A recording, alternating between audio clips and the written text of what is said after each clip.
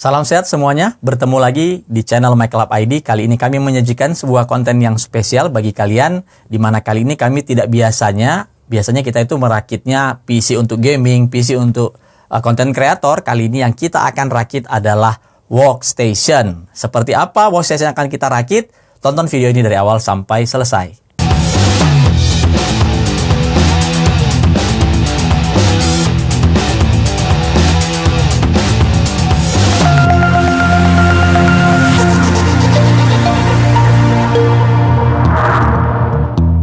Workstation itu kadang-kadang dianggap mirip dengan server, padahal pada prinsipnya itu dua konsep yang berbeda, di mana workstation itu dia stand alone, biasanya dia tidak terhubung, biasanya tidak terhubung dengan komputer lain, dan dia mengerjakan pekerjaan-pekerjaan yang spesifik, yang lebih intens mungkin pada serial processing di prosesor, ataupun parallel processing yang ada di GPU.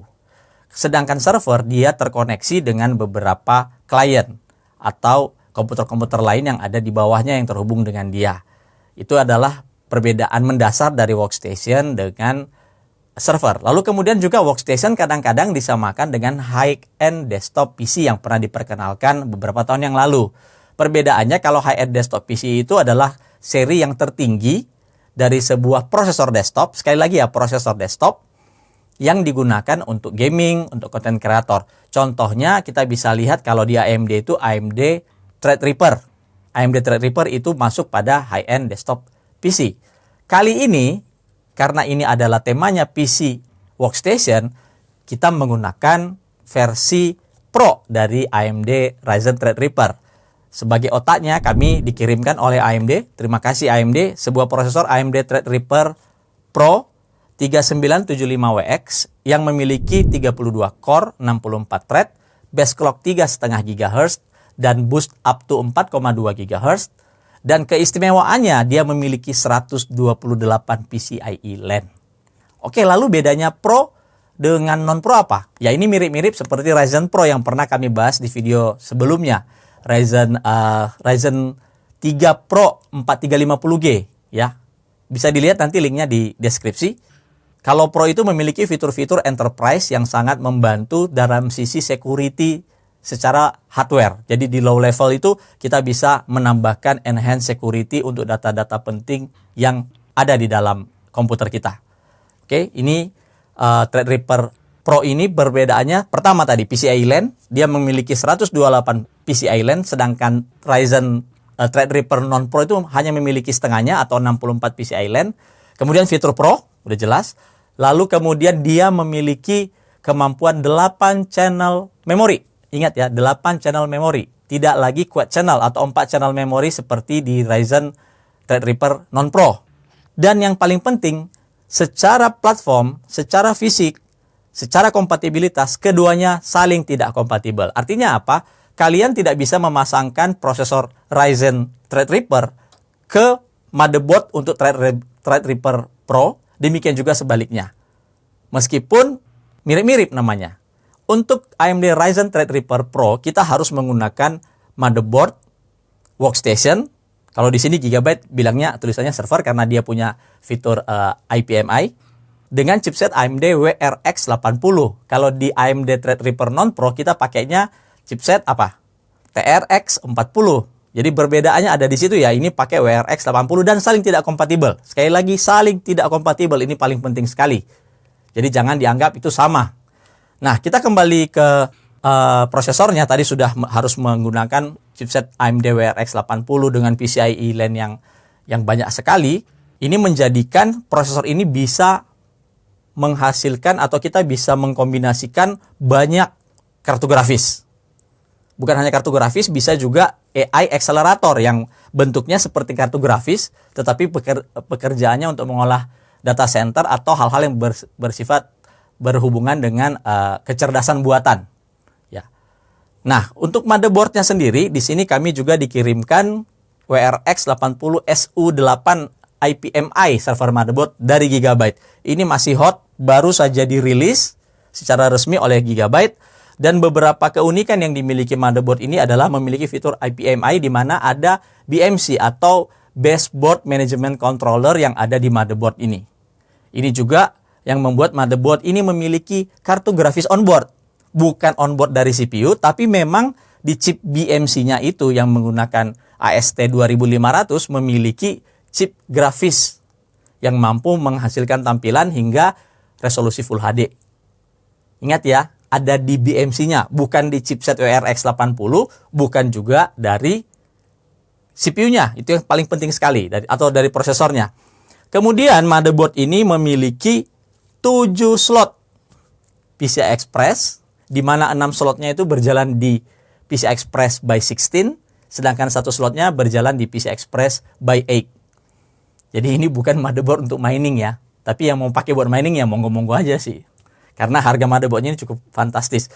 Oh ya, by the way, untuk harga Threadripper Pro 3975WX ini harganya sekitar 42 jutaan untuk prosesor saja.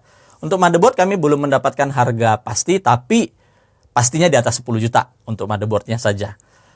Oke, PCI Express ada 7, kemudian memori slotnya ada 8. Ingat, ini bisa berjalan 8 channel memori. Kalau semua DIM-nya itu diisi, hingga 2 terabyte. Bayangkan memori pada workstation ini kita bisa pasangkan up to 2 terabyte memori. Kemudian dia memiliki gigabit LAN, 2 buah gigabit LAN onboard 10 GBE, dan 2 buah gigabit LAN berkecepatan 1 GB. Kalau kita lihat spesifikasi teknis dari dual 10 GBE LAN-nya saja, itu menggunakan chip LAN dari Intel 550 XT. Dan kalau kita cari harganya si card LAN-nya ini sendiri, itu harganya cukup fantastis, jutaan. Di atas 4 juta kalau saya tidak salah untuk harga lainnya saja. Jadi nggak heran kalau nanti total harga di motherboard ini jadi sekitar di atas 10 jutaan. Lalu ya seperti biasa ada M.2 konektor yang mendukung PCI Express 4.0, ya karena si prosesornya juga sudah mendukung PCI Express 4.0, chipsetnya juga sudah mendukung PCI Express 4.0. Lalu ada port untuk SATA 3, 4 buah. Kemudian ada juga 3 port untuk Slim SAS konektor. Jadi SSD dengan antarmuka Slim SAS. Karena dia workstation dan bukan server, dia masih menyertakan chip audio. Audionya juga menggunakan solusi yang cukup premium, yaitu Realtek ALC 1220 yang biasa dipakai di motherboard Aorus di high-end ya. Selanjutnya, yaitu form factornya juga CEB, bukan ATX, bukan Extended ATX, ataupun bukan XL-ATX. Dia punya CEB, agak mirip-mirip. CEB ini sebenarnya form factor untuk motherboard server ya. Karena beberapa workstation, motherboardnya ada yang eATX, ada yang ATX, atau maksimum mungkin XL-ATX. Nah, kalau ini pakai form factor CEB. Kita lanjut ke GPU yang akan kami gunakan. Ya karena ini temanya workstation, udah menggunakan Ryzen Threadripper Pro, ya kita juga pakai kartu grafis yang Pro dari AMD Radeon. Kali ini AMD mengirimkan ke kami Radeon Pro W5700. Sebuah kartu grafis profesional untuk workstation, memiliki arsitektur RDNA, lalu integrated memorinya 8 GB GDDR6. Kemudian keistimewaannya dia memiliki fitur yang disebut dengan single precision atau FP32 dan double precision atau FP64. Ini yang tidak dimiliki di kartu grafis yang non profesional, misalnya seperti RX 5700 XT. Untuk outputnya sendiri, karena dia ini adalah workstation, dia hanya memiliki output sebanyak 5 buah dan 1 buah port USB Type-C yang juga bisa dipakai untuk display. Dan tentu saja dia sudah mendukung antarmuka kecepatan PCI Express 4.0, sama seperti si prosesor dan si motherboardnya. Lanjut, kita akan ke memori. Memori yang kami gunakan di sini dari tim DDR4 ECC Registered. Jadi kita menggunakan memori DDR4 yang memiliki fitur Error Correcting Code Registered berkapasitas 16 GB per modul. Sayangnya kami hanya dikirimkan 4 buah karena memang hanya itu yang ada, sehingga kami tidak bisa menjalankan konfigurasi 8 channel. Nanti kita akan berjalan di quad channel saja dengan 4 buah memori ini dengan total kapasitas 64 GB. Perlu juga kami beritahukan, di platform ini juga tidak harus menggunakan SSD registered memory. Kalian bisa menggunakan DDR4 yang biasa dengan maksimum kecepatan di DDR4 3200 sesuai dengan kecepatan memory speed dari si prosesornya. Selanjutnya untuk storage kami memilih menggunakan SSD Gen 4 dari Aorus yang baru saja kami terima. Ini SSD Gen 4 yang terbaru yang bisa mencapai diklaim memiliki kecepatan read hingga 7000 Mbps. Jadi kalau sebelumnya itu SSD Gen 4 maksimum di 5000, sekarang sudah naik lagi menjadi 7000. Nanti kita akan coba lihat performanya di workstation ini. Selanjutnya untuk cooling, kami tidak punya pilihan banyak. Dengan TDP 280 Watt untuk prosesor, maka tidak ada pilihan lain selain menggunakan solusi AIO. Di sini kami tidak punya pilihan selain menggunakan solusi dari Cooler Master Liquid ML360 RGB. TR4 RGB-nya nggak penting banget karena di workstation tidak butuh RGB. Nanti kami juga akan matikan RGB-nya. Dan AIO ini kompatibel dengan soketnya. Jadi perlu juga kalian ketahui semua cooler yang mendukung soket TR4 itu kompatibel dengan WRX80. Sekali lagi ya, kompatibel mountingnya. Jadi tidak usah khawatir, oh ini nanti harus cari yang khusus untuk AMD Threadripper Pro. No, kompatibel dengan AMD Threadripper non-Pro juga. Lalu untuk power supply kami percayakan ke power supply dari Cooler Master V850 Gold V2. Ya sayangnya stok untuk warna hitamnya itu habis sehingga yang kami dapatkan tuh tinggal yang white edition. Tapi nggak apa-apa lah ya. Power supply-nya ini power supply yang bertanggung jawab kita gunakan bukan sisi estetikanya, tapi kita pakai sisi kapasitas dan kemampuannya untuk menstabilkan atau menghidupkan seluruh komponen ini. Terakhir untuk casing, kami memilih menggunakan casing workstation dari Cooler Master seri 694. Ini cukup legendaris. Kalau dulu ada 690, ini 694. Yang revisi barunya ya kelihatan tidak ada yang aneh dengan casing ini, semuanya strike forward, tidak ada macam-macam blang-bling karena memang fungsinya diuntukkan untuk workstation. Nanti kita akan ulas mengenai apa yang bisa didapatkan dari casing ini, fitur-fitur apa sambilan kita merakit. Oke, mari kita lanjutkan dengan proses merakit PC workstation ini. Seperti biasa kita akan mulai dengan memasang prosesor ke motherboard. Ingat ini adalah prosesor yang besar dan pin ada di motherboard, bukan di prosesor, tidak seperti AMD Ryzen. Untuk membukanya digunakan tools yang memang ada di paket penjualan prosesor AMD Threadripper Pro.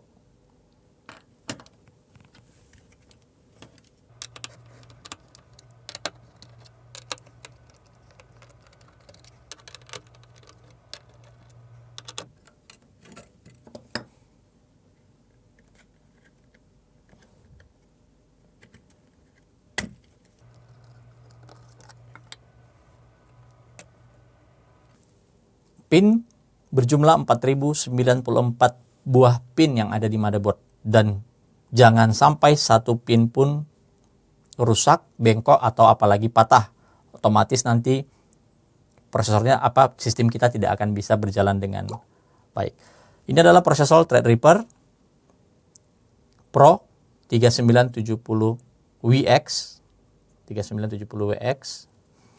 Jangan pernah melepas kaset atau penyangga yang berwarna orange ini. Ada beberapa kasus di mana kami menemukan konsumen ada yang melepas ini dan pada pemakaian 2-3 bulan kemudian prosesornya akan mati.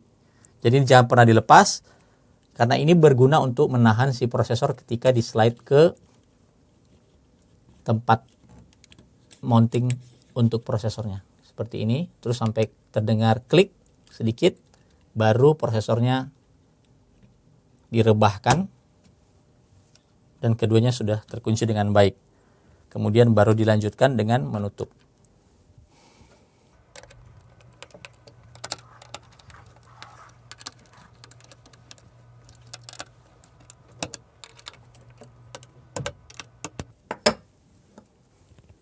Pemasangan memori DDR4 SSD registered, karena kami hanya menggunakan atau hanya memiliki 4 keping, maka konfigurasinya quad channel.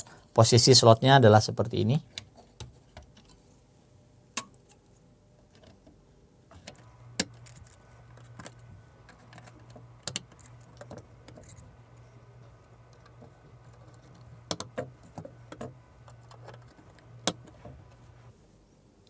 Selanjutnya kita akan memasang M.2 NVMe.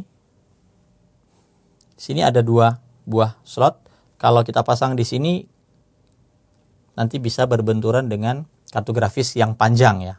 Jadi untuk amannya kami memilih menggunakannya di sini.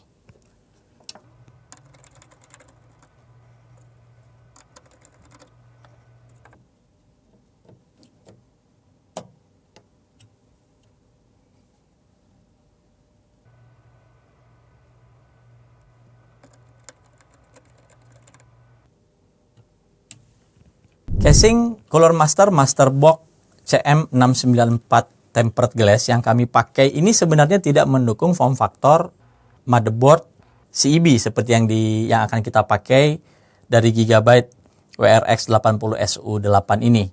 Tapi kita akan coba lihat seperti apa kita bisa memasangkan dan memaksimalkan kondisi casing yang memang tidak ideal atau sebenarnya tidak kompatibel dengan CEB. Kalau kita coba akan pasangkan.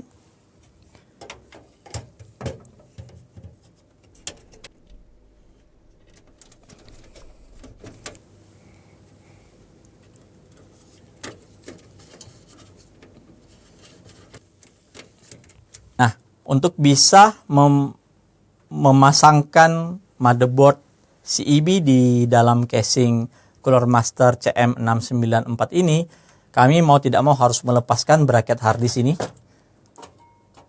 Yang ada di sini, kita lepaskan.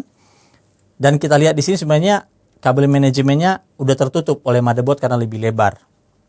Ya, itu dimaklumi sebab casing ini sekali lagi tidak mendukung atau secara default tidak kompatibel dengan form factor CEB. Dia bisanya extended ATX maksimum. Namun kita coba akan memaksimalkan agar casing ini tetap bisa menjadi rumah dari workstation yang akan kita bangun ini, yang sedang kita bangun ini.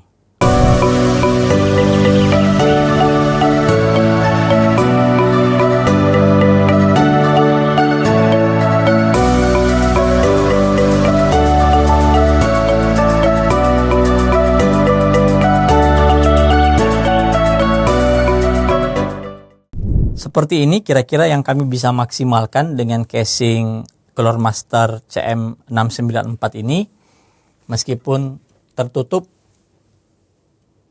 kabel manajemennya itu agak tertutup, namun kami mengakalinya dengan cara melepaskan baut yang ada di motherboard dulu, terus menyelipkan kabel modular power supply 24 pin dan 8 pin. Nah, perlu diketahui di sini kenapa kami tidak memasang kabel 8 pin di sini, karena ini untuk PCI Express. Kenapa harus ada PCI Express?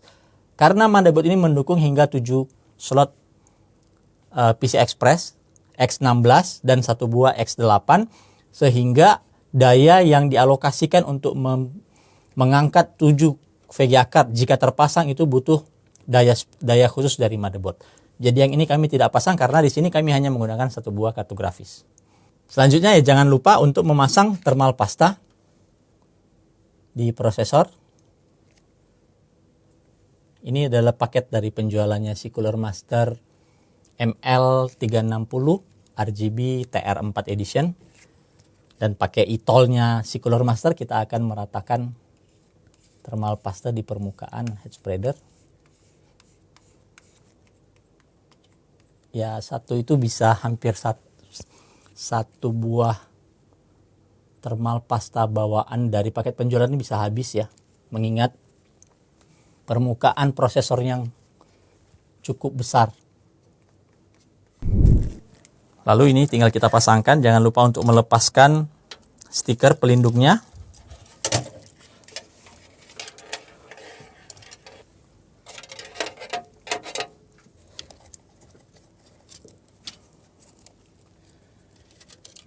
Oke, seperti ini sudah terpasang. Oke, nanti ini agak sedikit semerawut dengan selangnya, karena kalau kami meletakkan posisinya di sini, dia nggak akan nyampe untuk mounting. Jadi jalan satu-satunya adalah menggunakannya dari bagian selangnya dari bagian belakang, bukan dari bagian front panel. Workstation kita sudah selesai, yang kita rakit tadi dari awal. Dan ada beberapa catatan.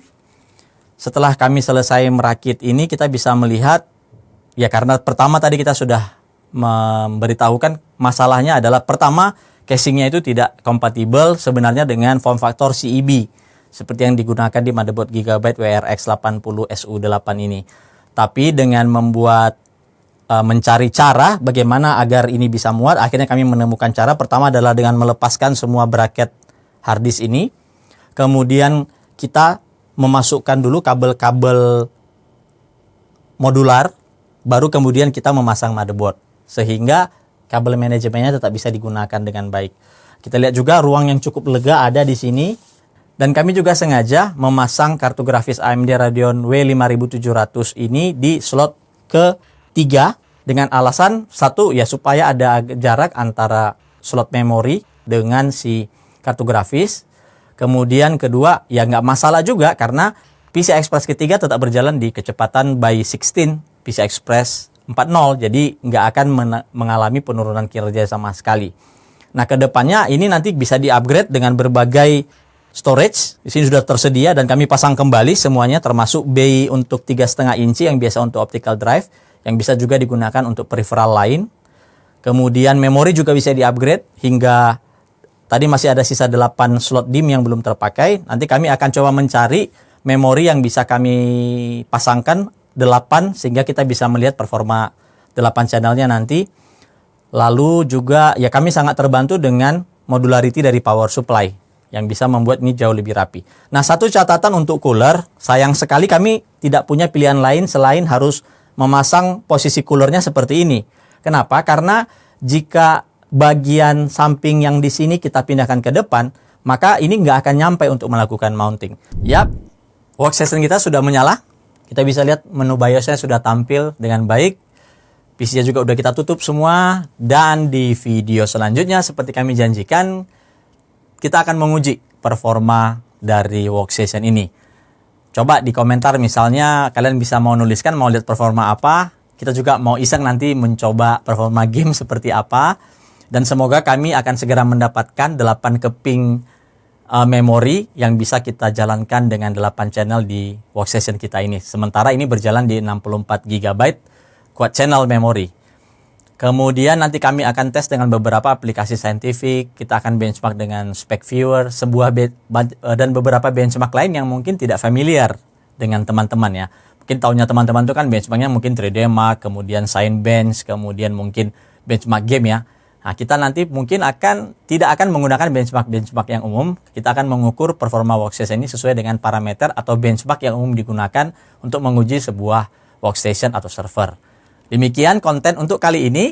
Jangan lupa untuk subscribe dan klik loncengnya. Silahkan like jika kalian menyukai konten ini dan silahkan juga dislike kalau kalian tidak menyukainya. Tapi yakinlah tonton kami untuk video selanjutnya dari kelanjutan membuat atau membangun workstation ini. Sampai jumpa.